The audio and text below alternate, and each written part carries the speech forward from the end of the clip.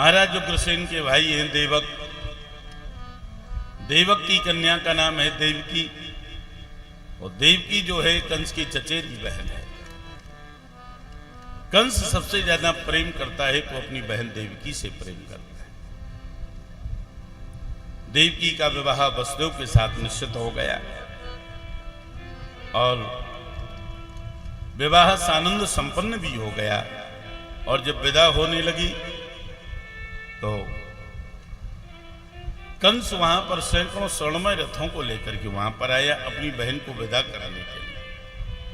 पहले ऐसा नियम था कि भाई अपनी बहन का रथ हाँक करके कुछ दूर तक ले जाता, ज्यादा दूर नहीं तो जनवासी तक जरूर ले जाता।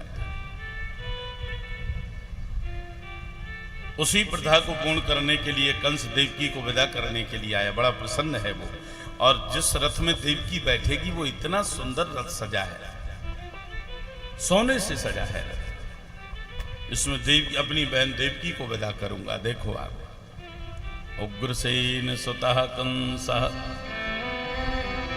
सुसुभृज कीर्षया रश्मीन हयानाम जग्राह रौक्मयी रसतैर्व्रता। सैकड़ों स्वर्णमय रथों को लेकर के आया और अपनी बहन को प्रसन्न करने के लिए घोड़ों की बागडोरें उसने अपने हाथ में पकड़ ली, स्वयं रथ हाँकने। कंस रथ हाँकता हुआ जा रहा था और उसी समय रास्ते में आकाशवाणी हुई। आकाशवाणी ने मार्ग में घोड़ों की बागडोरें पकड़े हुए कंस को पुकार करके कहा, पति पकड़म कंसा मां भाष्या शरीरवाद अस्यास्त अष्टमो गर्भो हंतायाम बहसे बुधा।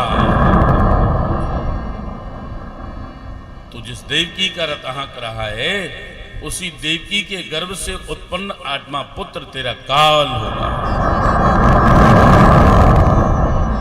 ये आकाशवाणी। बंधुओं,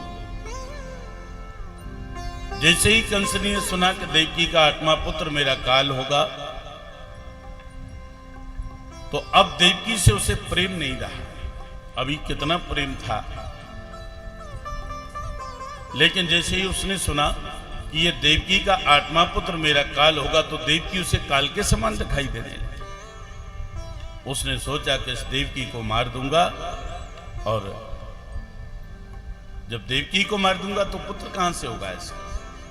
और उसी समय उसने अपनी बहन को मारने के लिए पैनी तलवार निकाली और बाल पकड़ लिए। और जैसे ही बाल पकड़े उसे मारने के लिए, वसुदेव जी महाराज बड़े महात्मा थे, उन्होंने सोचा कि ये क्रूर निर्लज्ज देवकी को मारने के लिए तैयार है। तो कहने लगे, हे वीर, हे शातवानुजावा कृपणा पुत्र को उपमा हंतु नार्यसी कल्याण में माम त्वम दीन वत्सला। ये बेचारी तुम्हारी छोटी बहन है, वसुदेव जी कहते हैं, तुम्हारे सामने कठपुतली के समान निश्चेष्ट खड़ी है। तुम दीनों से बड़ा प्रेम करते हो, इसे मत मारो। हे वीर, जिसका जन्म होता है उसकी देह संबंध के साथ मृत्यु होना निश्चित। चाहे व्यक्ति आज मरे, चाहे 100 वर्षों के उपरांत मरना एक दिन सभी को है। चाहे राजा हो, चाहे रंक हो, चाहे फकीर हो, हर किसी को जाना है। बड़े ध्यान से सुनना भाइयों, मौत को कभी पैसों से नहीं खरीदा जा सकता। मृत्यु को यदि पैसों से खरीदा जाता तो अमीर लोग कभी नहीं मरते। अगर कोई मर जाता तो ये कहते बेचारा गरीब था इसलिए मर गया। अमीर लोग मौत को भी खरीद लेते यदि मौत को पैसों से खरीदा जाता तो, पर मौत को पैसों से नहीं खरीदा जा सकता। एक सांस भी करोड़ों में नहीं खरीदी जा सकती। एक बात मैं आपको बताऊं, मौत को 2 बातों पर हंसी आती है। वो कौन कौन सी 2 बातें हैं जिनको मौत को जिन पर हंसी आती है? जब डॉक्टर ये कहता है चिंता मत करो मैं हूं ना, तब मौत को हंसी आती है। जब डॉक्टर ये कहता है चिंता मत करिए मैं हूं ना, तब मौत को हंसी आती है, या जब कोई किसी की अर्थी को देख करके, चिता को देख करके, शव यात्रा को देख करके ये कहता बेचारा चल बसा, तब मौत को हंसी आती है। तब मौत कहती है अच्छा बच्चू अब तेरी बारी है। ऐसा कौन व्यक्ति है कि जो मृत्यु की क्यू में लाइन में न लगा हो? हर किसी को जाना है। बच्चे का जब जन्म होता है और जब उसके मुंह से पहली किलकारी निकलती है, और प्रथम किलकारी में ही मृत्यु की अंतिम घोषणा छुपी रहती है उसकी।